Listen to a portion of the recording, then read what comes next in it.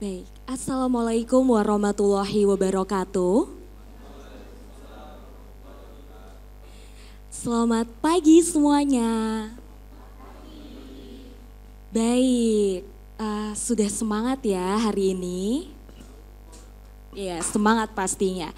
Baik, jadi teman-teman di sini kita berada di Kampus 1 Universitas Gunung Kidul UGK. Luar biasa sekali di sini teman-teman, karena di sini kita sebentar lagi akan diskusi seru-seruan, asik-asik bersama tokoh-tokoh keren pastinya yang akan membicarakan mengenai tradisi yang pastinya sangat sering kita dengar, yaitu rasulan begitu. Nah, tapi teman-teman, sebelum saya memperkenalkan diri dan juga sebelum saya juga memperkenalkan bapak-bapak yang sangat luar biasa ini, alangkah baiknya kita mendengarkan satu patah, dua patah kata terlebih dahulu, sambutan yang akan kita dengar dari Pak Aji. Nah teman-teman, perlu diketahui bahwa Pak Aji ini merupakan seorang tokoh dan figur yang sangat luar biasa juga. Beliau adalah pemerhati budaya, pecinta budaya dan pelestari budaya yang pastinya akan sangat bisa kita dengarkan petuahnya. Begitu, sumonggo Pak Aji, untuk waktunya kami persilakan.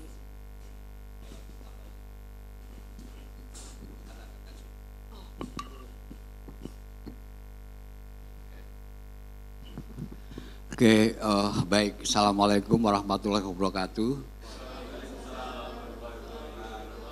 Salam sejahtera bagi kita semua. Pertama tentu kehormatan bagi UGK karena hari ini ketepatan menjadi bagian dari pelaksanaan Festival Kebudayaan Jakarta. Yang kedua tentu menjadi penting bagi kita semua, khususnya warga Gunung Kidul, bahwa Festival Kebudayaan merupakan event tahunan yang saya kira penting untuk kita melihat kembali apa itu urgensi kebudayaan dalam tata waktu hari ini. Kalau kita bicara Gunung Kidul, mestinya orang Gunung Kidul ini adalah orang yang mempunyai kepercayaan diri yang luar biasa. Kenapa? Karena kira-kira 3.000 tahun yang lalu ada, dan hari ini artefaknya masih, yang disebut Situs Sokoliman. Situs Sokoliman menunjukkan bahwa peradaban di Gunung Kidul itu sudah dimulai sejak awal sebelum adanya Keraton Kayu Jogarta Hadiningrat. Dari situ saya yakin bahwa ada asal usul masyarakat Gunung Kidul yang luar biasa.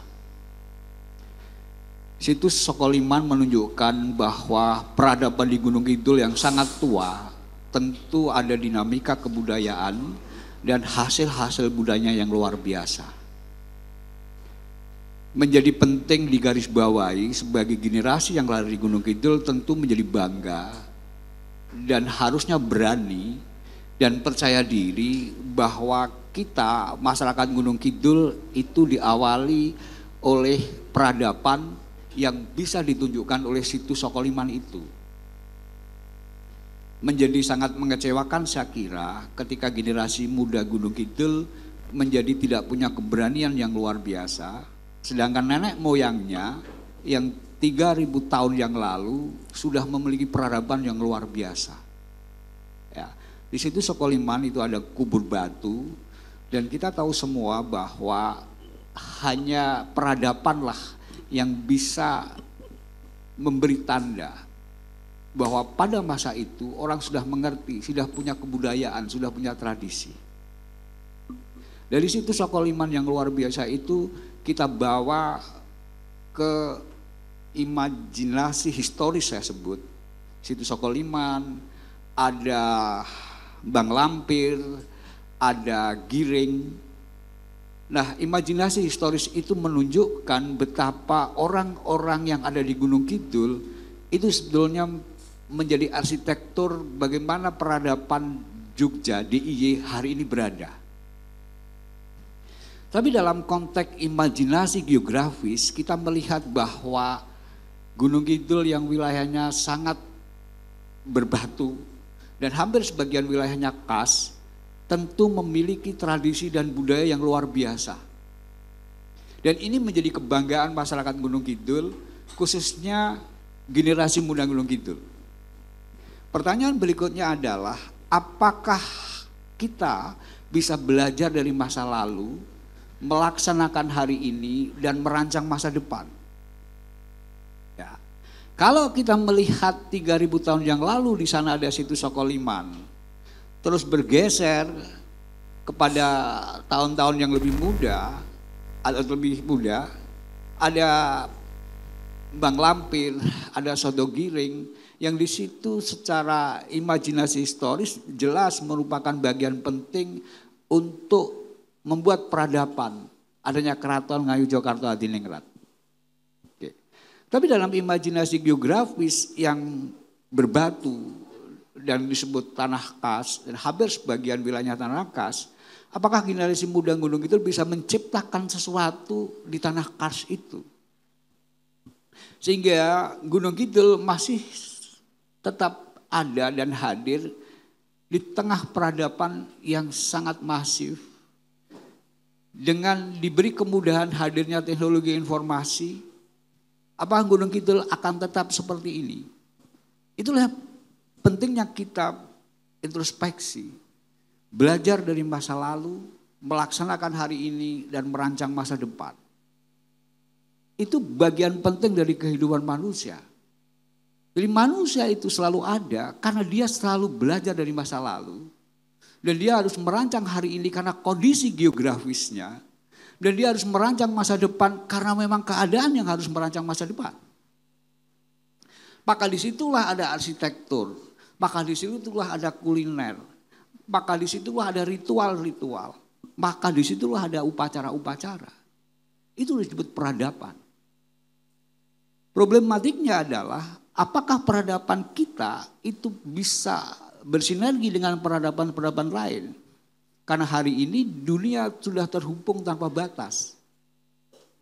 Apakah kita bisa beradaptasi dengan peradaban lain?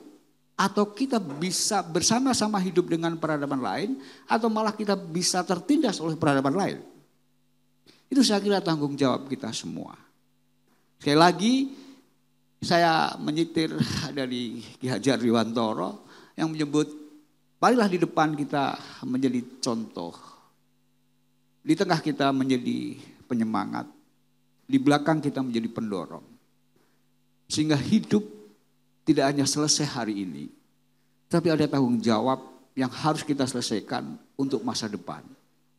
Karena di depan itu juga kehidupan.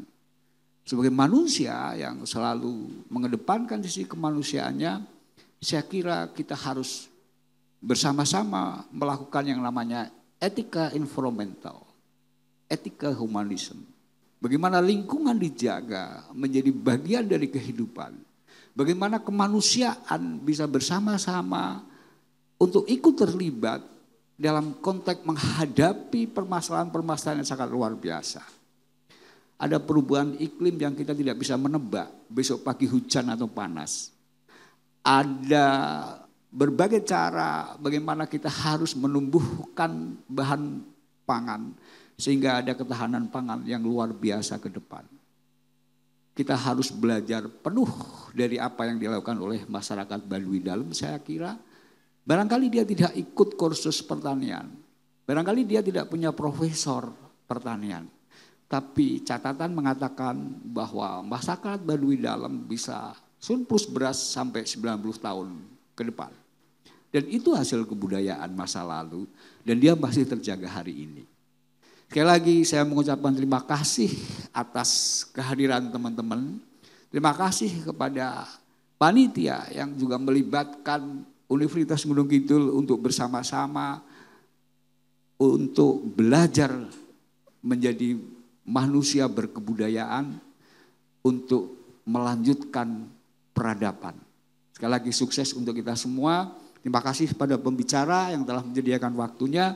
Mudah-mudahan apa yang kita lakukan hari ini menjadi arah baik untuk menuju Indonesia ke depan. Assalamualaikum warahmatullahi wabarakatuh. Selamat berdiskusi dan untuk teman-teman saya kira harus mendengarkan, bertanya. Karena dengan hanya berani bertanya kalian akan tahu banyak tentang apapun yang kepada para pembicara yang luar biasa ini. Terima kasih, selamat dan sukses untuk kita semua.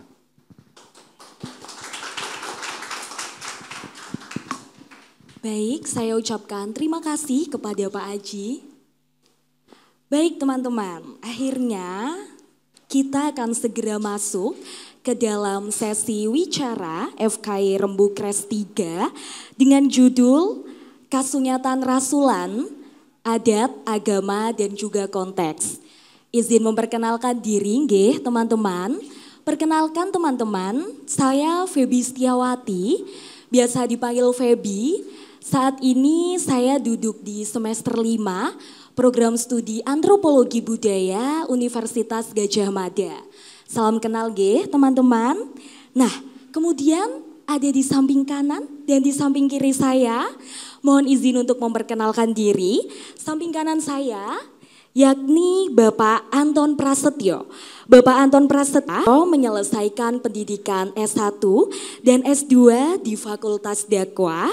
Beliau merupakan penata layanan operasional Kementerian Sosial RI dan beliau pernah melakukan pengabdian sebagai Direktur LPQ atau Lembaga Pendidikan Al-Quran Baitul Hikmah Pelayan DIY, Ketua Lembaga Taklif Wan Nashr atau LTN PCNU Gunung Kidul, dan juga pimpinan redaksi nugeka.com. Nah teman-teman, Pak Anton ini sudah pernah menulis sebuah buku yang luar biasa dengan judul Testimoni Para Penghafal Al-Quran, materi khutbah tematik terlengkap, kumpulan khutbah Jumat pilihan, tuntunan sholat untuk orang sibuk, dan biografi ibunda para ulama. Wah luar biasa, bisa kita berikan tepuk tangan teman-teman.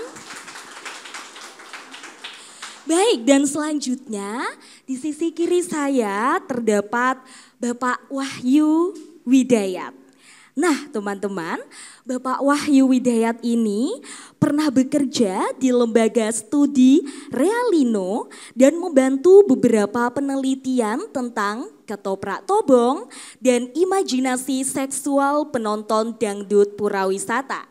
Teman-teman, Pak Wahyu juga pernah bekerja di NGO atau LSM sekaligus menjadi fasilitator dan dosen di bidang media dan komunikasi untuk jurnalis televisi. Beliau juga terlibat dalam proyek penulisan tentang sosial budaya dan pemberdayaan masyarakat. Tak hanya itu teman-teman, Pak Wahyu juga pernah bekerja di perusahaan tambang di Papua selama 15 tahun di bidang pelatihan dan pengembangan kepemimpinan dan technical advisor community relation PT Freeport Indonesia sejak tahun 2021 sampai 2023. Beliau juga bekerja di Merdeka Copper Gold Site Maluku Baradaya. Dan saat ini Pak Wahyu aktif di Imaji, di NGO Imaji, yayasan yang bergerak di bidang kesehatan jiwa. Wow, luar biasa. Tepuk tangan juga kepada Pak Wahyu teman-teman. Baik teman-teman, jadi dari background atau latar belakang baik dari Pak Anton dan juga Pak Wahyu, saya rasa akan menjadi sebuah hal dan juga diskusi yang akan sangat align dan juga sangat menarik untuk dapat membicarakan mengenai rasulan. Nah, di sini saya akan mengutarakan sedikit orientasi atau pembukaan mengenai materi yang akan kita diskusikan bersama dengan bapak-bapak dan juga teman-teman G. Baik teman-teman, jadi rasulan mungkin sudah tidak menjadi hal yang aneh begitu di telinga kita. Termasuk juga kita adalah putra-putri daerah Gunung Kidul, rasulan pasti sudah menjadi pengalaman yang embodied atau mengakar. Karena dari kecil sampai usia kita menginjak 20, 19, 18 tahun ini, hal itu akan terus terreproduksi. Nah, terdapat sisi menarik tentang rasulan teman-teman. Rasulan menjadi sebuah arena tempat untuk berdialektika, berdialog, dan juga bernegosiasi mengenai adat, budaya, dan juga agama itu sendiri. Karena rasulan merupakan sebuah laku atau tradisi yang dilakukan oleh masyarakat agraris yang pendasarannya adalah melalui sisi kultural dan juga agama itu sendiri. Nah, di sini akan sangat menarik teman-teman karena Pak Anton nantinya akan membahas rasulan dalam sisi bagaimana konteks agama dan rasulan itu berkelindan, khususnya juga islamisasi begitu. Dan Pak Wahyu nantinya akan membahas mengenai rasulan dalam konteks kultural dan bagaimana rasulan di current situation atau situasi terkini tetap eksis dan masyarakat Gunung Kidul tetap bisa mempertahankan nilai sakralnya di tengah modernisasi. Apakah tetap bertahan atau mengalami perubahan? Untuk itu yang pertama kami silahkan kepada Pak Anton untuk dapat memberikan paparan materi untuk nantinya kita diskusikan. Sumonggo Pak Anton. Assalamualaikum warahmatullahi wabarakatuh. Salam budaya. FKY mestinya ada salam budaya Mbak Febi. Ya. Oke. Sekali lagi, salam budaya. Lestari budayaku. Oke, terima kasih Mbak Febi, Pak Wahyu. Alhamdulillah bisa ketemu lagi setelah sekian lama. Saya ini Pak Wahyu ini adalah pemilik kedai kopi 69. Pasti teman-teman sering ke sana. Nah, saya sempat ngobrol ternyata ketemunya di OGK gitu. Dan alhamdulillah untuk kesempatan kali ini saya bisa menjadi mahasiswa selama 2 jam. Nah, sebelum itu saya tanya, teman-teman ini ada enggak yang dari Gunung Kidul? Dari Gunung Kidul, coba angkat tangan. Yang aslinya Gunung Kidul. Oke, yang 2 asli Gunung Kidul tidak? Bukan, dari mana? Sukoharjo. Iya, Jawa Tengah ya. Terus masnya? Oh, Gunung Kidul, berarti cuma 1 yang dari luar Gunung Kidul. 2, mana? Klaten. Sudah pernah dengar kata rasulan? Sudah. Kalau yang dari Sukoharjo? Sudah. Sudah pernah merasakan berkat rasulan?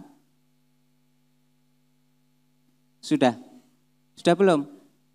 Pakai sarang itu, nanti ada nasi uduk, terus ada ingkung. Sudah pernah merasakan belum? Oke. Tahu. Oke, besok ketika temannya rasulan, keluarganya diajak pulang ya, biar tahu rasanya nasi rasulan itu seperti apa. Kalau Mbak Febi enggak saya tanya karena asli Gunung Kidul juga. Itu. Oke, terima kasih. Nanti tolong kalau tinggal waktu 5 menit atau berapa saya diingatkan Mbak Febi. Oke, kita akan membahas rasulan terutama dari sisi agama. Ya, nanti untuk budaya Pak Wahyu. Yang pertama rasulan, ada yang tahu rasul itu kepanjangan dari apa? Yang asli Gunung Kidul tadi? Ini langsung diskusi malah. Rasul berase wangsul. Jadi beras wangsul itu jadi rasul. Beras sudah pulang dari kalau di sini dari mbaon atau dari sawah nanti dibawa pulang. Nah, ketika sudah pulang berase wangsul. Maka setelah itu untuk masyarakat Gunung Kidul mengungkapkan rasa senangnya itu dengan mengadakan sedekah karena sudah berasnya pulang. Namanya sedekah rasul. Itu ya, langsung saja untuk materinya. Tapi sebenarnya materinya juga, nah ini, materi beras wangsul. Rasul atau bersih desa, Marti desa merupakan upacara perayaan kadang tani pasca panen yang diselenggarakan oleh masyarakat Kabupaten Gunung Kidul setiap tahun. Nah umumnya setiap tahun sekali, tapi sebenarnya 2 kali Pak, 2 kali. Sebelum tanam itu juga ada rasul, tapi kecil-kecilan. Tidak ada wayangan, tidak ada, tapi ada kendurinya. Ada kendurinya, sehingga nanti dengan harapan bisa tanam dengan baik, bisa mendapatkan hasil yang baik. tetap ada kenduri di balai padukuhan atau di Pak Dukuh gitu bersama-sama. Nah nanti setelah panen baru ada rasul yang besar-besaran itu. Nanti ada kebudayaan masuk itu biasanya pas rasul yang kedua. Nah umumnya itu yang kita tahu karena yang besar itu adalah rasul setelah panen. Nah ini jadinya yang rasul setiap tahun sekali gitu. Itu namanya aslinya sedekahan kalau sebelumnya, tapi karena terkait dengan pertanian itu juga dinamakan rasul gitu. Walaupun asal katanya berase wangsul itu nomor 1. Terus apa saja tuh sebenarnya kegiatan dalam rasulan atau bagaimana tujuan dari rasulan? Slide selanjutnya. Nah ini tujuannya mengungkapkan rasa syukur. Kira-kira ini dari sisi agama. Kalau kita sebagai petani, kita bayangkan saja. Bayangkan sebagai petani terus sudah panen dan hasilnya melimpah. Rasa syukur itu dari segi agama itu boleh atau tidak? Mengungkapkan rasa syukur itu boleh atau tidak? Boleh. La in syakartum la azidannakum. Ketika kita mau bersyukur, maka nikmat-nikmatnya akan ditambah. Maka ini dari tujuan pertama saja jelas dari sisi agama Islam itu sangat dianjurkan bersyukur. Itu la in syakartum la azidannakum. Terus menghormati pepunden. Nah, pepunden, orang Gunung Kidul tahu pepunden itu apa? Pepunden, leluhur. Nah, pepunden. Nah, biasanya kalau ada pernikahan MC itu biasanya wonten ngersanipun para sesepuh bini sepuh ingkang pantes pinundi. Nah, ini kan pepunden. Berarti orang yang sangat dihormati, orang yang sangat ditaati. Makanya kalau kita anak-anak muda itu sering mengatakan cara wong tua ngene iki ora entuk. Nah, kalau orang-orang tua kita ketika dengar cara wong tua ora ilok, itu sudah enggak berani karena ini ada pepunden. Pepunden mengatakan seperti apa, kita tidak berani. Nah, bahkan kalau dari sisi agama, itu ridhonya Allah itu tergantung ridho orang tua. Ridho Allah fi ridhol walidain. Nah, maka ini ada menghormati pepunden. Itu dari situ. Ridho Allah fi ridhol walidain. Ketika orang tua ini mengatakan seperti apa, kita kalau disuruh ya melakukan, kalau dilarang jangan sampai melakukan. Karena apa dampaknya? Kalau orang tua nanti tidak ridho, maka murka Allah juga akan datang. Sampai-sampai ketika orang tua meninggal, itu pun pepunden ini masih dilestarikan. Gitu. Termasuk kalau dalam tradisi Rasul ini, biasanya pepunden adalah orang yang sangat dihormati dan ditaati adalah orang yang membabat dusun tersebut atau wilayah tersebut. Makanya kalau dalam Islam ketika rasulan itu disebut siapa nama yang babat dusun di situ. Gitu. Nanti ila hadrati Mbah Mangun Karyo Al-Fatihah. Itu seperti itu. Itu bukan dalam rangka minta kepada Mbah Mangun Karyo, tapi di sini adalah membacakan Al-Fatihah kepada Mbah Mangun Karyo sehingga bacaan Al-Fatihah tersebut itu nanti pahalanya diberikan kepada Mbah Mangun Karyo. Itu bukan kita meminta ke Mbah Mangun Karyo. Itu. Nah, itu salah satu penghormatan kita kepada pepunden itu seperti itu. doa keselamatan. Berdoa diperbolehkan atau tidak? Jelas. Bahkan termasuk sholat itu juga doa, Pak. Intinya sholat adalah berdoa. Nanti terkait dengan sholat kita bahas di ingkung. Tuh. Doa tolak bala. Nah, termasuk sedekah ini kata Kanjeng Nabi itu juga termasuk untuk menolak bala. Bala itu adalah bahaya. Bahaya yang akan timbul nantinya dengan adanya sedekah itu bahaya tersebut tidak terjadi. Atau paling tidak bahayanya itu dikurangi. Mungkin Allah itu telah takdir itu kan tidak bisa dirubah kalau dalam agama Islam, keyakinan. Tapi bisa dikurangi kadarnya dengan adanya sedekah.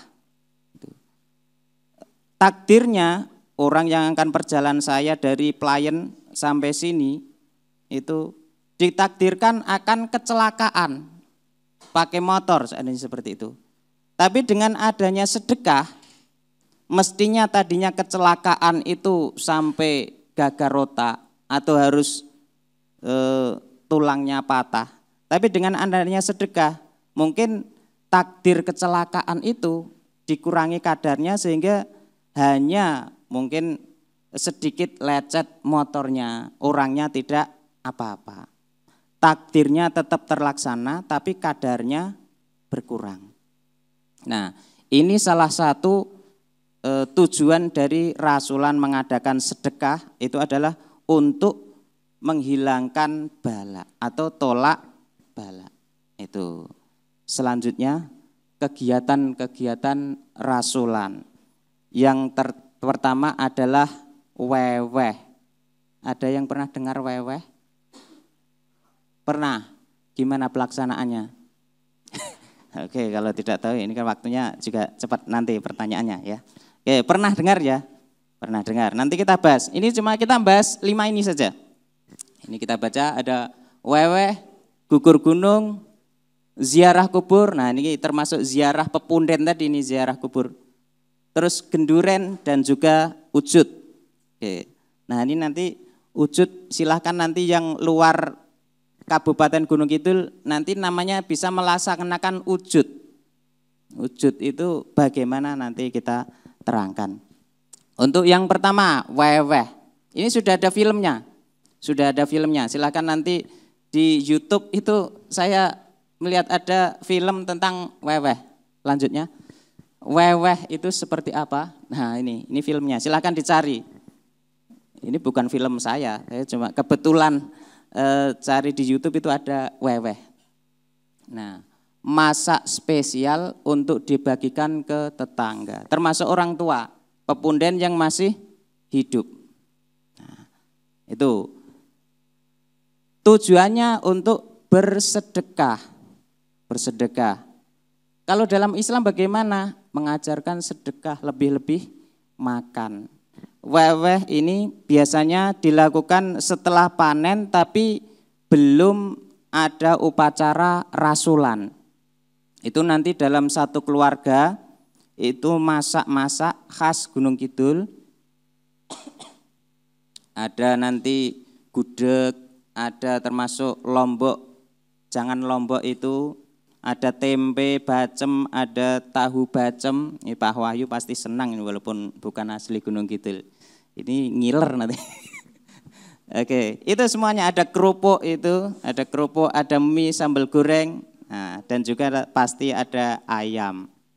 Nah, buat seperti itu tujuannya untuk apa? Bukan untuk diri sendiri dan keluarga, tapi dibagi-bagikan. Sejak beli macam-macam yang akan dimasak itu sudah niatnya akan dibagikan, diwewehke, disedekahkan. Weweh itu memberi, disedekahkan, terutama kepada orang tua, terus kerabat-kerabat dan juga tetangga semuanya. Itu ingat enggak orang tua kayak gitu? Ada enggak? Yang dari Pelayan mana? Dari Pelayan ada enggak? Pelayannya mana? Dengok, ada enggak weweh? Ada, seperti itu. Nah, Itu terus bagaimana kalau dalam agama Islam pasti diperbolehkan. Yas'alunaka madza yunfiqun qul ma anfaqtum min khairin falil walidaini. Kita menginfakkan, bersedekah falil walidaini, kepada kedua orang tua. Ini pepunden tadi kita sedekahi. Falil walidaini wal aqrabin, kerabat, tonggo teparo kalau di sini. Tonggo teparo yang sering kita biasanya kita buat pusing, ngobrol pasti juga yang diobrolin tetangganya. Ketika nanti mangkoknya berputar, insya Allah itu sudah menjadi penetral itu. Kita sedekah. Wal aqrabin wal yatama, kepada anak yatim, wal yatama wal masakin, kepada fakir miskin. Ini ternyata weweh itu besar sekali pahalanya. Bahkan dalam Al-Qur'an tadi, silakan dilihat di surat Al-Baqarah, ayatnya berapa dicari. 215 kalau enggak salah. Itu yas'alunaka 'anil anfal. Terus untuk selanjutnya setelah weweh ada gotong royong gugur gunung. Oke, ini di Tengok ada enggak seperti ini? Setiap mau ada rasulan, satu ART atau satu pedukuhan itu mengadakan kerja bakti gugur gunung. Bagaimana biar dusunnya itu terlihat rapi, menarik dipandang mata. Yang tadinya di dekat jalan itu belum ada betek, bahasa Jawanya. Ada bahasa Indonesianya apa? Betek. Pagarnya, belum ada pagarnya, membuat pagar dari bambu dan itu dibuat bersama-sama.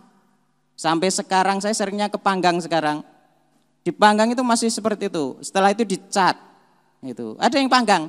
Panggangnya mana? Girimulyonya Kadisobo. Saya seringnya ke Tungu karo Girimulyo. Tungu, ya. Itu dulu. Oke, nah itu di Panggang masih asik sekali ketika musim kayak gini. Mau ada pitulasan, terus termasuk juga ada rasulan. Nah, ini ada gotong royong. Gotong royong tujuannya untuk apa? Tujuannya agar kampung menjadi bersih dan indah. Anak-anak TK itu sudah diajari dalam agama Islam. Kebersihan sebagian dari iman. An-nadzafatu minal iman. Itu. Nah, kira-kira gotong royong seperti ini untuk membersihkan dusunnya biar rapi, bagus, bersih. Itu dalam agama Islam seperti apa? Ternyata dianjurkan sekali oleh Kanjeng Nabi. Nah, silakan nanti kecilnya teman-teman ada mungkin piket enggak kalau mahasiswa di sini? Ada piket nyapu atau kayak masih SMA itu biasanya ada piket. Nah, itu mungkin yang ngekos. Di sini juga paling juga dengok enggak ngekos ya laju. Kalau yang di Jogja itu biasanya yang ngekos. Itu juga gantian nanti yang ngangkat galon. Nah, itu termasuk gotong royong. Ini juga mengamalkan tadi bahwa kebersihan sebagian dari iman. Termasuk kalau di sini yang tadi bersama-sama gotong royong, itu yang mengangkat galon tadi. Itu gotong royong itu bagaimana dalam agama Islam? Boleh enggak? Boleh. Ada ayatnya enggak? Enggak tahu. Wa ta'awanu 'alal birri wat taqwa wa la ta'awanu 'alal ismi wal 'udwan. Kalau Pak Wahyu enggak hafal ini pasti. Hafal juga enggak apa-apa, Pak. Wa ta'awanu 'alal birri wat taqwa. Kalian wa ta'awanu, saling bertolong menolonglah kalian 'alal birri, terhadap kebagusan, perkara-perkara yang bagus. Ini bagus enggak? Bagus. Diperintahkan untuk saling bertolong menolong, jangan hanya colong mencolong. Gitu. Biasanya colong mencolong wifi. Wifi tetangga itu enggak boleh. Itu. Nah, yang boleh wa ta'awanu 'alal birri wat taqwa, dan dalam ketakwaan. Wala ta'awanu 'alal ismi wal udwan. Kalau dalam hal kejelekan itu jangan saling bertolong menolong. Termasuk di dalam rasulan, selain juga ada di sini gotong royong membersihkan pekarangan, membersihkan jalan. Sedekah juga bareng-bareng ketika kenduri, itu bersama-sama.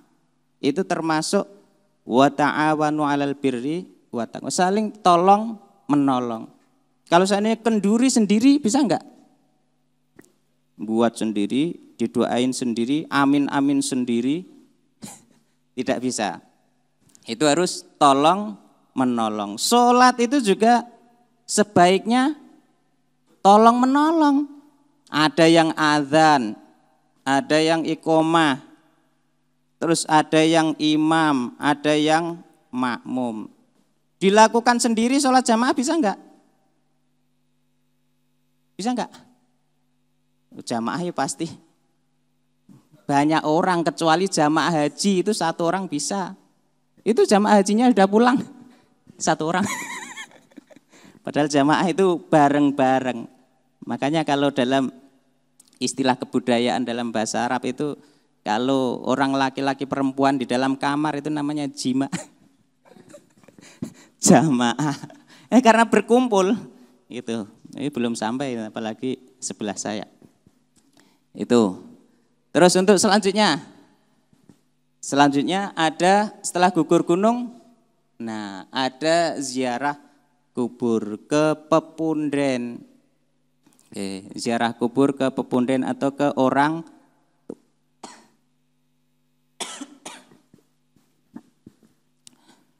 tujuannya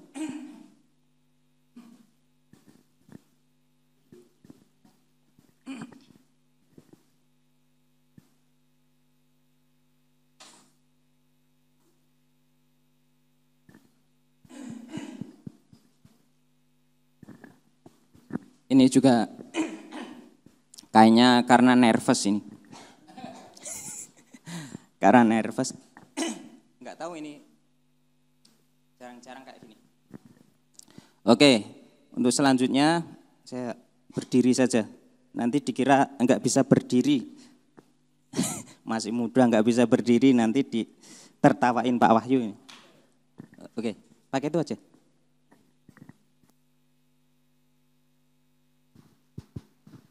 Oke, untuk selanjutnya ziarah kubur biasanya ke pepunden adalah tujuannya mendoakan kepada orang tua agar mendapatkan tempat yang baik dari Allah.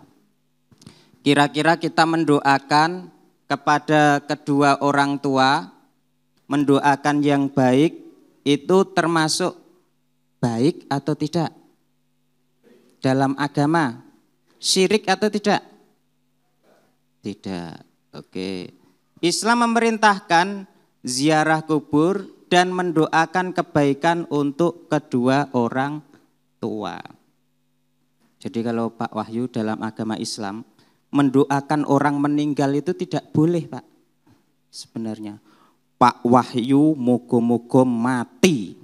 Enggak boleh mendoakan orang meninggal. Mendoakan orang meninggal itu tidak boleh. Tapi mendoakan kebaikan agar kebaikannya itu diperuntukkan kepada orang yang sudah meninggal, nah itu baru boleh.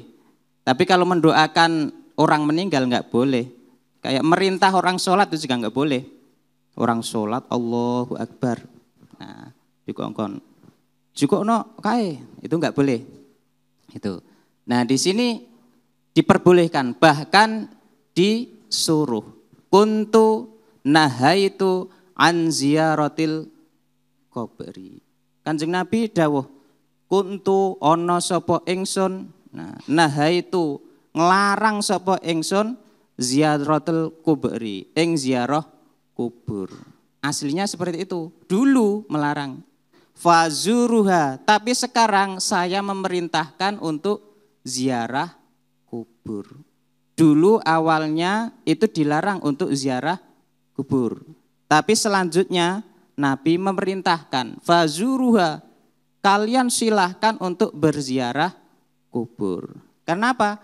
Ziarah kubur itu adalah salah satunya mengingatkan kita untuk mati dari diri sendiri. Kalau sudah ingat mati, itu nanti yang lainnya insya Allah jadi baik. Aku kuliah neng UGK, iki rek tak gue ngopo ya, sesuk akhirnya gur mati. Itu insya Allah ketika belajar, aku tak sinau sing apik, sesuk nek dadi pegawai negeri, dadi pejabat, ben iso makmurke rakyat. Itu kalau ingat mati. Kalau sejak kuliah tidak ingat mati, aku tak sinau sing mempeng, sesuk ben dadi pejabat, nek wis dadi pejabat tak korupsi, ning ora ketera. Kenapa? Tidak ingat mati. Itu. 3 menit lagi. Oke, padahal ini belum sampai yang ingkung. Oke, itu ya. Untuk ziarah kubur, termasuk ini nanti kita pepunden tadi, tapi karena 3 menit dan yang lama sebenarnya itu setelah ini. Oke, selanjutnya genduren. Nah, ini intinya itu di genduren di sini. Berbondong-bondong ke balai atau rumah sesepuh untuk memanjatkan doa bersama. Doa pasti sudah sangat bagus sekali dilakukan, enggak perlu saya tanyakan. Nah, termasuk di sini doa itu menggunakan nanti ubur rampenya itu ada sego, sego apa? Sego wudhu, ya, sego wudhu, terus memakai ayam ingkung. Nah, kalau dalam bahasa Jawa lebih kerennya sego wudhu itu namanya sekul suci, ulam sari. Kenapa kok dinamakan suci? Ya karena pakai wudhu itu tadi. Ini diajarkan wudhu dulu, diposusi dulu. Bahkan kalau zaman dulu, kalau di Menggoran sana, cerain tengok. Orang yang membuat nasi uduk itu pakai wudhu dulu. Pakai wudhu dulu baru membuat nasi uduk. Itu. Terus untuk selanjutnya, ini panjang sekali sebenarnya, tapi waktunya. Terus ubur rampenya masih di tadi. Ubur rampenya ada ayam ingkung, ingsun manekung. Ingsun manekung itu saya menyerahkan diri untuk bisa bersujud kepada Allah. Itu setelah wudhu terus sholat. Makanya wudhu itu tidak ada ayam dibagi 4 terus nanti baru didoain. Tapi utuh kepalanya nanti seperti ini, terus kakinya kayak orang sholat. Dan pasti kepalanya di atas, nggak mungkin. Ada nggak Pak nasi uduk di pas genduri ayamnya sudah tiduran gitu. Kepalanya pasti di atas. Itu belum nanti kita membahas jago itu seperti apa. Jago itu kalau pagi langsung kukuruyuk gitu. Terus ketika ada perempuan nanti langsung bek. Gitu. Itu semuanya yang dilakukan jago. Nanti ketika perempuannya sudah bertelur, sudah beranak, dia cari lagi yang perempuan yang lain. Nah, makanya perlu disembelih, diikat. Nanti panjang kalau masih ada waktunya. Kalau enggak ada ya ngundang sendiri. Itu untuk yang ingkung, ingsun manekung. Terus terakhir ada ujud. Nah, ini hampir sama saja dengan sedekah tadi, hanya saja kalau ujud itu biasanya pas rasulan itu keluarga tersebut itu menyiapkan makanan sehingga nanti tetangga atau paling tidak teman-teman, yang paling banyak adalah teman-teman sesama mahasiswa diajak pulang untuk makan bersama di rumah. Kalau di daerah Pelayan itu yang paling besar di daerah Getas. Itu pasti membuat makanan besar untuk 100 orang aja bisa. Setiap rumah diajak ke sana hanya untuk makan. Dan tidak perlu membawa amplop. itu. Sedekah. Sedekah juga bagus. Oke, terima kasih. Itu karena terbatasnya waktu. Nanti semoga bisa kita lanjutkan dengan diskusi. Kurang lebihnya mohon maaf. Assalamualaikum warahmatullahi wabarakatuh.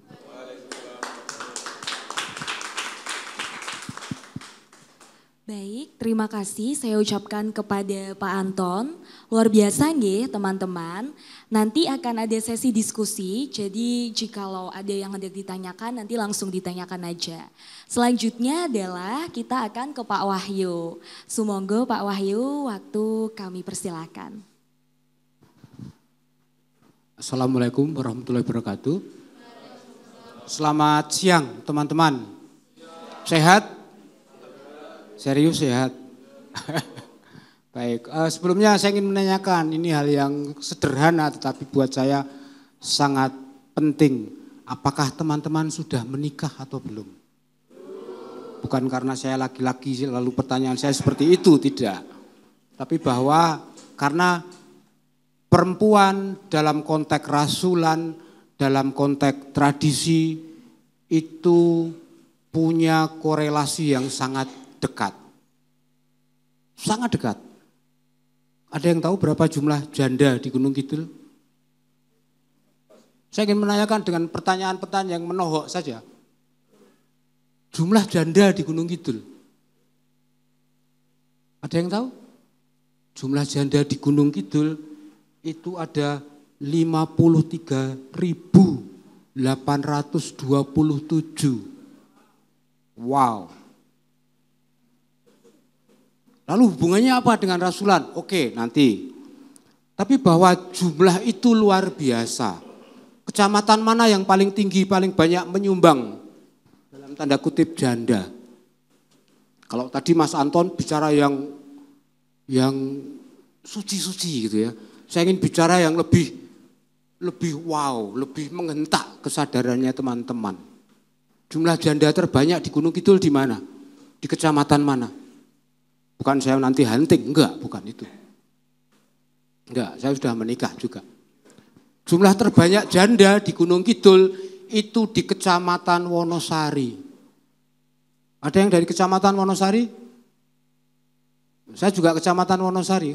Mana Mbak? Oh, Selang, Wareng, Pulutan, saya Baliharjo. Ada beberapa desa yang memang boleh dikata menyumbang. Berapa perceraian di Gunung Kidul? Enggak tahu juga.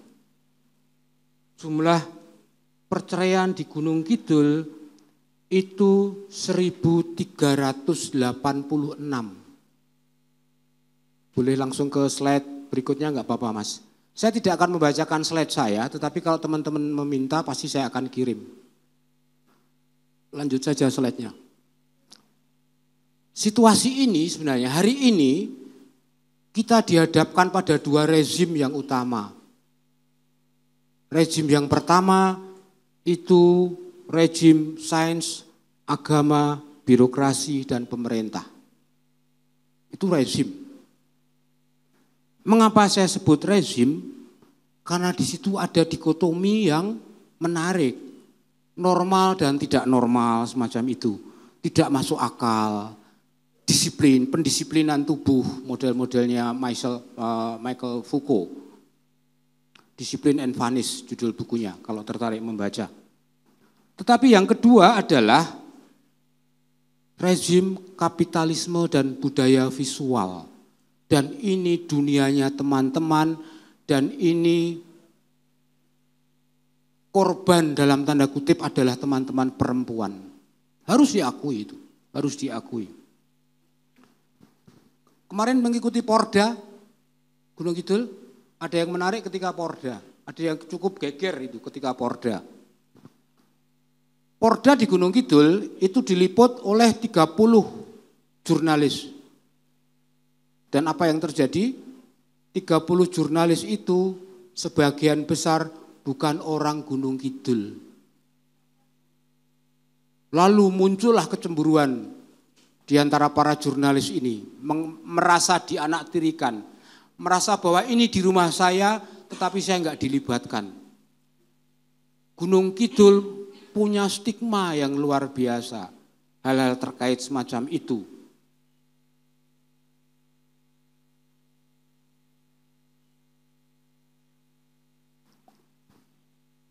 Jumlah orang miskin Gunung Kidul ada berapa? Jumlah orang miskin di Gunung Kidul. Jumlah orang miskin di Gunung Kidul itu kalau boleh dikatakan ada jumlah penduduk Gunung Kidul 777.000 jiwa. Sedangkan penduduk miskin itu 113.000 orang. Saya hanya mau mengatakan bahwa situasi ini yang melatar belakangi rasulan di Gunung Kidul. Sedikit menambahkan tentang rejim kapitalisme dan budaya visual. Budaya visual kalau teman-teman pasti paham lah, pasti mengalami, terlibat di dalamnya. Facebooknya FB Pro, entah TikToknya, IG-nya dan sebagainya. Cuan, selalu cuan. Yang diposting selalu pendapatan sekian bulan aku dapat sekian. Orang berlomba-lomba. Nah, rezim kedua ini memanfaatkan emosi dan hasratnya teman-teman. Yang dipermainkan dari teman-teman perempuan itu hasratnya sebenarnya. Hasrat itu bisa macam-macam. Bisa terkait seksualitas, bisa terkait kecantikan, bisa terkait kenyamanan dan seterusnya. Gak heran bahwa rata-rata Facebook itu, FB Pro itu perempuan. Di situ rata-rata perempuan. Ya meskipun ada laki-laki ya. Saya belum survei ada berapa jumlah laki-laki dan perempuan influencer. Jumlah influencer Gunung Kidul saya juga belum ngecek, tetapi jumlah pemberitaan tentang Gunung Kidul di bulan terakhir itu 3.500 pemberitaan. Inilah sebenarnya yang menjadi background, menjadi latar rasulan di Gunung Kidul.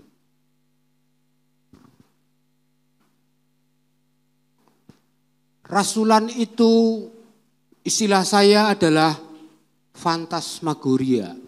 Kalau ada yang belum pernah dengar, rasulan itu fantasmagoria. Jadi orang dibuat terpesona dengan benda, dengan citra, dengan warna, dengan lampu.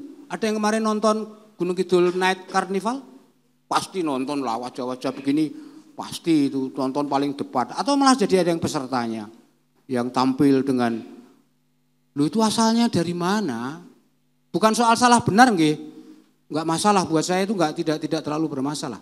Tetapi bahwa itu kan model-model Rio de Janeiro. Model-model catwalk dan sebagainya.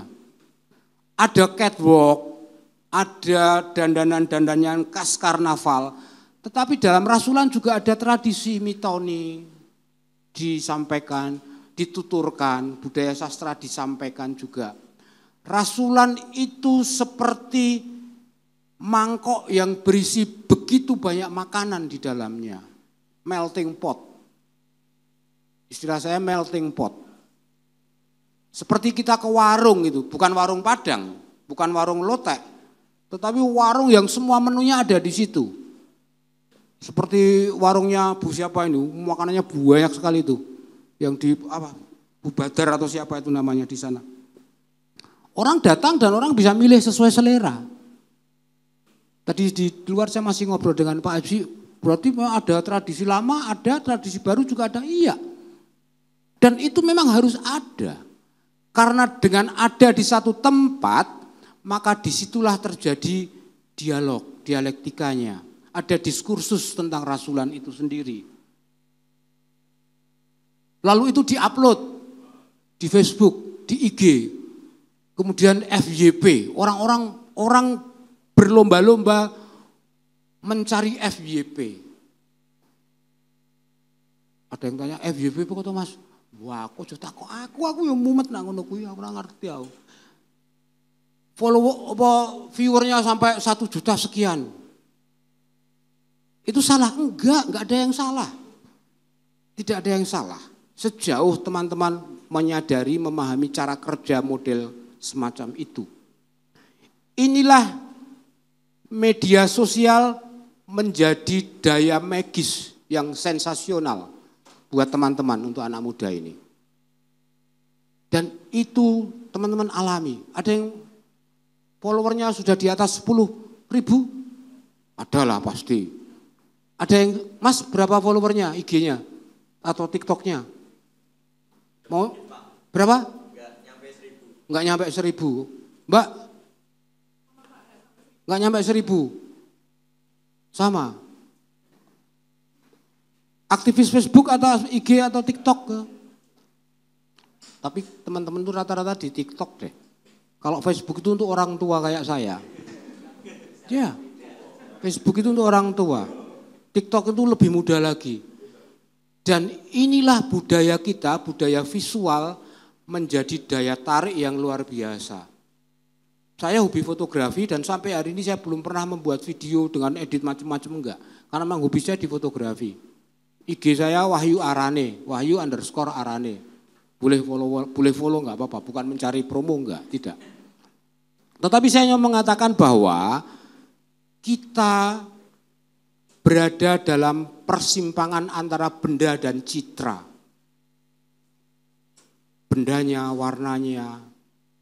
Sayangnya saya katakan sayangnya, teknologi kita belum mengeluarkan aroma.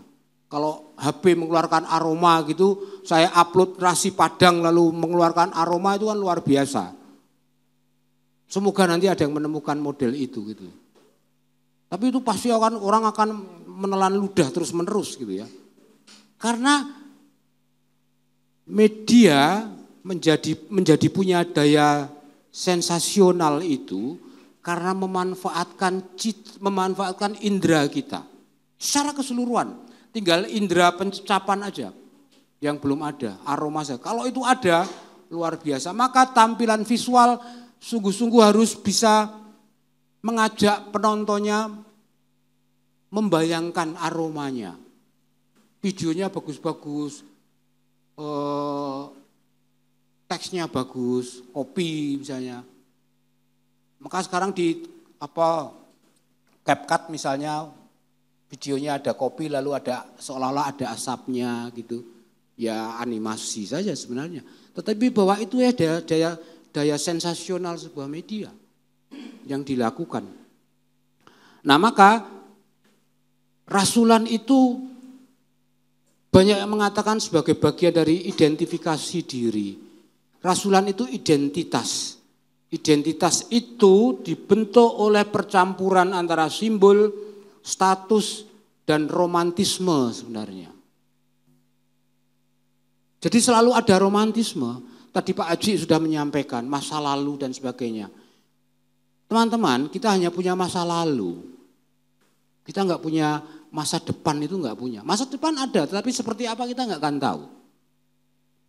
Maka Pak Haji mengatakan merancang masa depan. Itulah tugas kita sebenarnya. Nah, kebudayaan tradisi, budaya tradisi kita, masyarakat rasulan yang ada sejak kapan itu kita belum tahu. Saya mencoba mengulik data dari mana asalnya rasulan, sejak kapan. Mungkin kalau Mas Anton bisa mengatakan, oh sejak zaman Kalijogo dan sebagainya. Oke, that's right gitu ya. Tetapi bahwa rasulan dalam konteks tradisi masa lalu, itu masih sebagai way of life. Sebuah cara pandang. Tetapi rasulan hari ini itu sudah bercampur way of life dan lifestyle. Menjadi gaya hidup. Mbak Feby mungkin tampil kemarin pakai wow, kan lenggak-lenggo, itu sebuah gaya hidup. Cita rasa kecantikan, sensualitas, kenikmatan. Apa sih yang enggak senang seorang perempuan dipuji? Pertanyaan saya sederhana saja. Semua perempuan rata-rata suka dipuji. Oh, kamu adalah jawaban atas doa-doa aku pada Tuhan. Wah, telek bebek kalau saya bilang gitu. Iya loh, ada orang yang merayu dengan cara-cara itu dan khas laki-laki itu, khas laki-laki. Jadi rasulan itu proses sekaligus produk budaya interkultural. Hari ini kita tidak lagi bicara soal multikulturalisme, tetapi interkulturalisme. Antar. Contohnya saja, contoh yang simpel sederhana. Garangan squad. Kemarin saya nonton garangan squad itu. Apakah pemainnya dari satu desa? Tidak. Dari berbagai daerah itu. Dengan style yang berbeda-beda. Itulah interkultural. Dalam kelompok kecil saja. Tetapi ketika mereka bertemu dengan nama garangan squad, maka orang menjadi perasaan senasibnya itu menjadi besar. Teman-teman menjadi akademika, sivitas akademika UGK dari berbagai daerah, dari Klaten, dari Pocong, dari Ngelipar, dari Ngawen, ketemu di sini itu membawa juga kebiasaan adat daerah setempat. Jangan bazung misalnya. Wong Tepus mengatakan jangan bazung gitu. Ya toh, kita jangan bayung biasa wae oleh ngomong toh, misalnya gitu. Rasa bazung, bazigori misalnya gitu. Ini kekhasan sebuah lokalitas, tetapi kemudian ketika bertemu dalam suatu tempat, dia akan menjadi interkultural. Itulah rasulan juga sebenarnya. Jadi tradisi, modernitas, kosmopolitan itu menjadi campur satu, menjadi blended gitu. Lalu kemudian itu digitalisasi. Muara kita hari ini, kerasulan itu muaranya, saya katakan muaranya adalah dunia digital. Nah, persoalannya lalu menjadi menarik sebenarnya. Kita menjadi sebuah mengalami budaya, mengalami paradoks sebuah budaya digital. Sekarang ini kita terintegratif. Rasulan itu integrasi berbagai dusun. Menjadi acara rasulan di sebuah desa. Tetapi apa yang integratif ini, apa yang disatukan ini sebenarnya tetap berpecah-pecah sesuai dengan dusunnya masing-masing. Ya. Kita itu kaya informasi, tetapi kedangkalan berpikir kita lemah. Saya katakan kedangkalan berpikir, berapa banyak buku teman-teman yang dibaca dalam minggu ini? Simpel saja. Berapa banyak buku yang teman-teman baca dalam minggu ini saja? Kreatif tetapi kehilangan arah.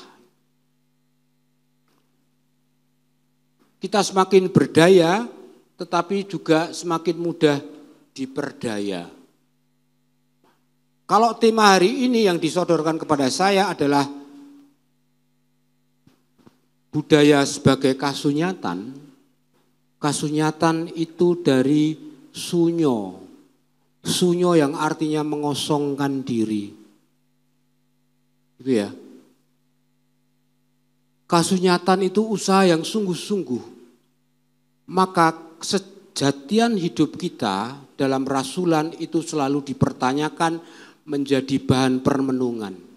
Apakah saya sungguh-sungguh dengan hidup saya? Pertanyaannya penting itu. Apakah saya serius dengan hidup saya? Apakah saya berusaha mengosongkan diri untuk sungguh-sungguh? Itu. Jadi rasulan bukan sekedar pesta. Dalam bahasa Latinnya itu fiesta. Bukan sebatas itu. Jadi mengosongkan diri itulah yang menjadi kata kunci sebuah rasulan. Kemudian yang terakhir adalah inti dari pengalaman rasulan itu adalah pengalaman itu sendiri. Orang mengalami secara langsung, bukan nonton live streamingnya, bukan. Tapi mengalami langsung. Dengan pengalaman langsung itu kemudian menjadi inspirasi. Dengan mengembangkan 3 hal, toleransi, bakat atau talenta, dan teknologi. Sebagai muara tadi itu. Maka semakin intoleransi suatu daerah itu tinggi, maka kreativitasnya akan rendah. Itu survei internasional yang mengatakan, bukan saya. CGI namanya lembaganya. Jadi semakin tingkat intoleransi tinggi, maka kreativitas makin rendah. Di Indonesia juga terjadi semacam itu. Saya kira itu bacaan saya tentang rasulan. Jika nanti tertarik, boleh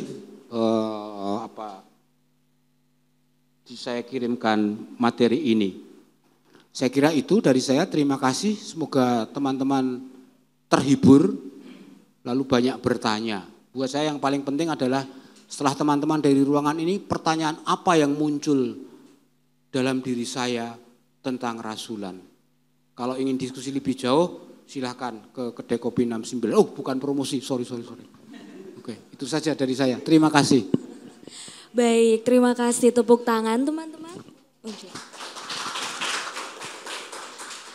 Baik, terima kasih Pak Anton, terima kasih Pak Wahyu, menarik teman-teman. Tadi pemaparan sangat kompleks, sangat informatif. Setelah ini kami membuka sesi diskusi. Sumonggo, jikalau ada teman-teman yang hendak bertanya, bisa langsung angkat tangannya teman-teman.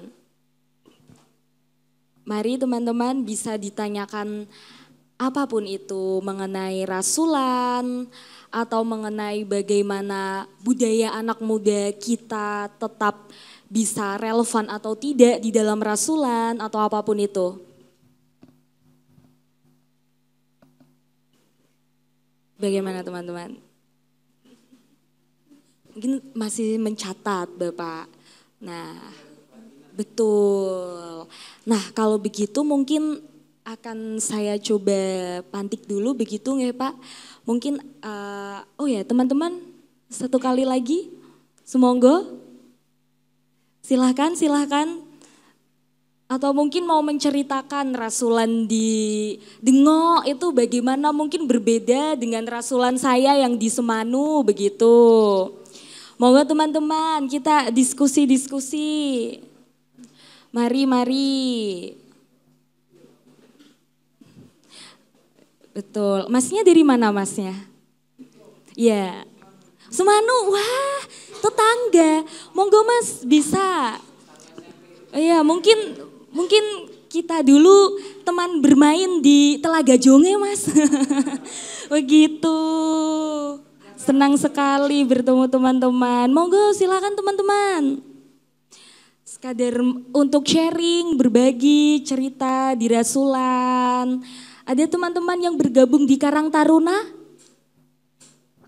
Bisa teman-teman yang bergabung di Karang Taruna desanya mungkin?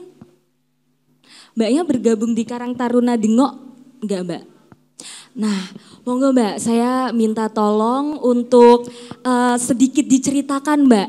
Bagaimana perannya anak muda di rasulan ini? Monggo kita mengisi waktu beberapa menit, nanti bisa ditanggapi bapak-bapaknya begitu. Mungkin berhubungan dengan konteks youth culture gitu kalau kita ya teman-teman. Bilangnya budaya anak muda. Monggo Mbak sambil kenalan bisa disebutkan nama dan juga asal daerahnya Dengoknya mana begitu. So monggo. Ya, perkenalkan nama saya Lutfiana Arinda. Asal saya dari Dengok 6. Peran anak muda di Desa Dengok itu biasanya pas rasulan itu bantu ngasih nasi itu loh Mbak, bagi-bagi nasinya di sarangan gitu, di Mbah Regol Boyo. Bagi-bagi nasi. Kurang tahu Pak, soalnya Dengok itu dari 1 sampai 6 dibagi-bagi Pak.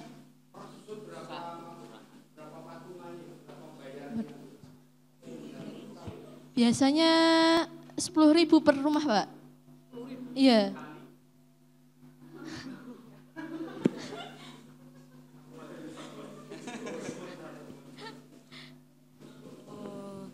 Iuran, bagi-bagi berkat, weweh gitu ya Mbak. Begitu. Ada yang mau ditanyakan kepada Pak Anto dan Pak Wahyu enggak Mbak ini? Boten. Boten, baik. Terima kasih, tepuk tangan. Tepuk tangan kepada Diajeng dari Dengok ya ini, Masya Allah. Nah oke, mungkin selanjutnya teman-teman kita masih memiliki beberapa waktu, mungkin sekitar 5 menit atau 10 menit lagi. Silahkan bagi teman-teman yang hendak sharing atau bertanya kepada Pak Wahyu dan Pak Anton. Atau mungkin nanti yang bertanya bisa dapat voucher kopi ya Pak. Waduh malah merampok ini saya. Begitu teman-teman, monggo teman-teman yuk. Dari Semanu, dari Playen. Oh ya mungkin mbaknya yang sedang berdiskusi nih. Monggo mbak, mau? Ya. Oke, monggo bisa diperkenalkan nama. Sebelumnya perkenalkan nama saya Oktavia Kodarwati. Saya ingin bertanya, apakah globalisasi itu bisa menjadi peluang atau hambatan untuk budaya kita begitu? Atau akan tergerus, hilang, atau malah menjadi semacam promosi begitu di internet atau bagaimana? Terima kasih.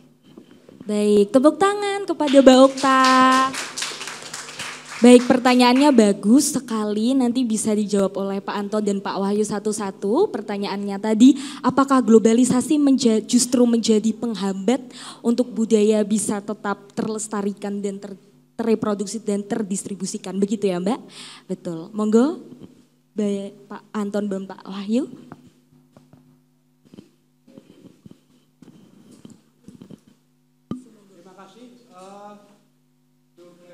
Globalisasi menjadi hambatan atau tidak?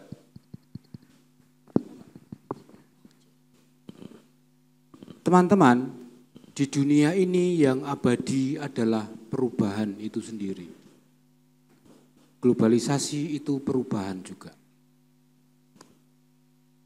Apakah dia akan menghambat atau tidak, terletak pada diri kita sendiri.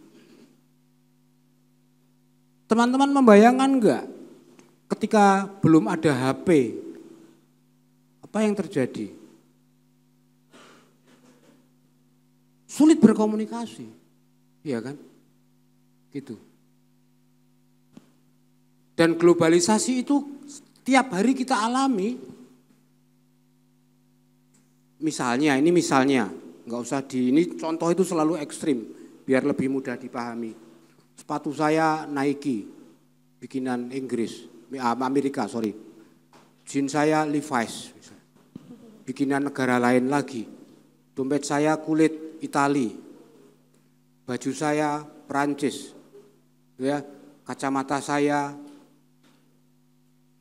dari Jepang misalnya, ya kan?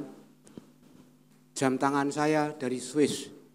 Ini di dalam wajah kita, di tubuh kita ini sudah tergambar sebuah globalisasi. Apa kita enggak akan pakai itu? Ya silakan, itu pilihan. Enggak apa-apa. Jadi globalisasi tidak bisa dikambing hitamkan sebagai sebuah hambatan. Karena ada atau tidak pasti akan berlangsung. Tergantung kita sendiri. Tergantung kita memaknai. Dan ini tantangan yang cukup besar. Mungkin teman-teman enggak pernah, bukan mungkin teman-teman enggak pernah. Kita mungkin belum membayangkan uang virtual hari ini. Di Shopee, di Topet, saya sebut merek, enggak apa-apa, memang itu real kok. Membayar belanja lewat Shopee, lewat Topet, apapun. Itu globalisasi. Apa teman-teman akan datang hanya untuk membelanjakan Rp50.000? Kan enggak. Jadi ini tantangan besar kita, bagaimana kemudian kita selalu mengedukasi diri, mendidik diri sendiri menjadi pribadi yang lebih berkualitas untuk melihat celah atau peluang dari globalisasi itu sendiri. Jadi kita nggak bisa menyalahkan sebenarnya. Itu saja sementara dari saya. Mas Anton kalau mau menambahkan silakan. Oke, terima kasih. Saya juga ini sudut pandangnya agama saja, Pak. Nanti budayanya silahkan Pak Wahyu. Oke, untuk apakah globalisasi itu nanti akan menyekat-nyekat perkembangan atau tidak? Termasuk dalam rasulan ya, kalau di sini konteks rasulan. Itu ada makalah kalau dalam bahasa Arab. Al-muhafadatu 'alal qadimis shalih wal akhdu bil jadidil aslah. Ini adalah konteks budaya. Al-muhafadzatu 'alal qadimis shalih. Kita sebaiknya itu menggunakan tradisi-tradisi lama yang baik. Rasulan. Ini kalau ada baiknya silahkan dipakai. Terus nanti kalau perkembangan zaman termasuk globalisasi, wal akhdu bil jadidil aslah. Ambillah perkara-perkara baru yang lebih baik. Itu.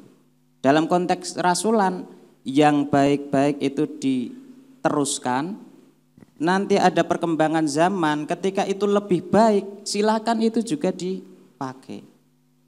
Kalau seandainya rasulan ini tidak mengikuti perkembangan zaman, kemungkinan saat ini kita tidak berdiskusi terkait rasulan.